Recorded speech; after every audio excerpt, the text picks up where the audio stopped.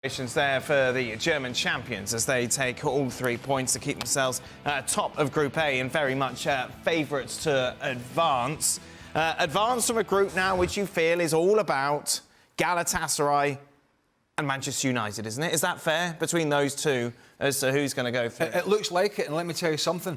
If Galatasaray play the way they did for a good hour in this game, it's going to be a tough evening for United, because if you're just looking at the scoreline here and saying, Bayern 3-1, Thomas Tuchel, everything's great, it is not.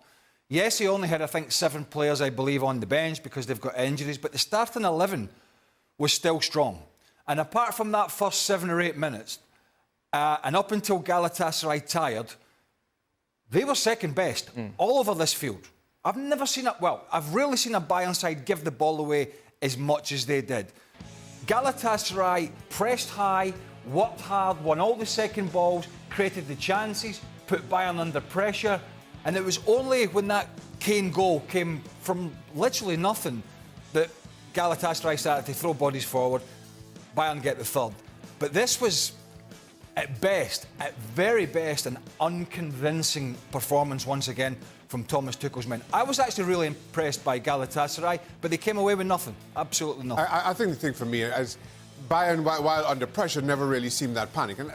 And yes, I think right now it comes down to Manchester United and Galatasaray. But as I was saying earlier, Copenhagen will be thinking that we've got 90 minutes to save our Champions League campaign here.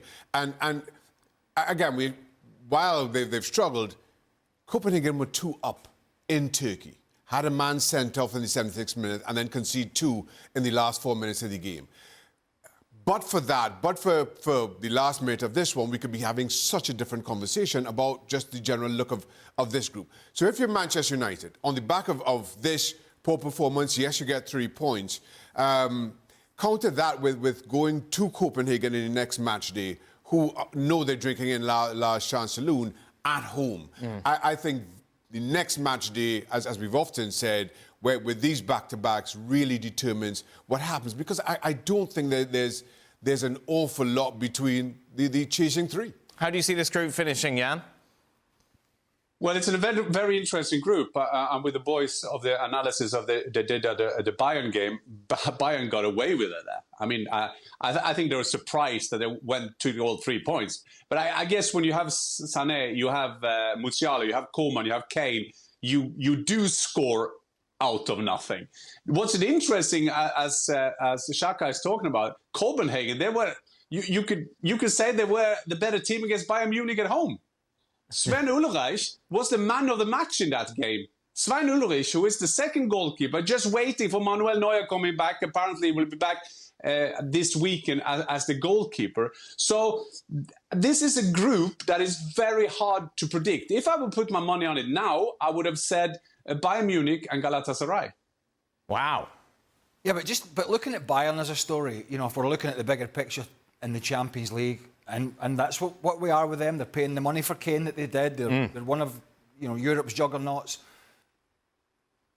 I at this moment in time, unless there's a big tail off from other teams, and I know at the moment City not in the greatest form, but do seem as if they're a good nose ahead.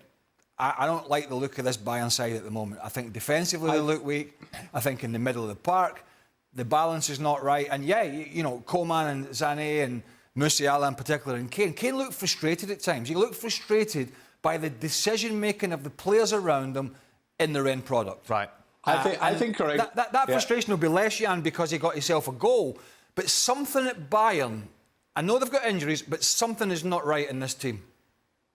No, I'm with you on that. I'm with you at the balance of the team, because they put up 2 number 6 holding midfielders is because Tuchel doesn't trust Kimmich, and that is a potential thing. Having said that, I think that they will do something in the winter transfer window. They will get 1 or 2 players in, and with Harry Kane in there, and with Harry Kane in a combination with Leroy Sané, who has had a good season, Musiala is still developing, and with the match winners, I don't want to write them off in this Champions League. I think they're up there. And when we see the stats of Harry Kane, he got 11 goals now, 6 assists. They love to play with him.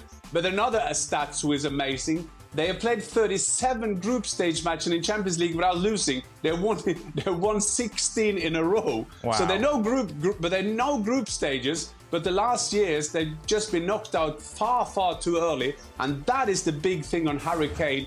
I used this quote before, but Jupp Heynckes always used to say, the old Bayern coach, the season doesn't start for us before March, April and May. And that is for the big teams. So now it's all about being around till the big games coming up. Who'll be around in the knockout stages?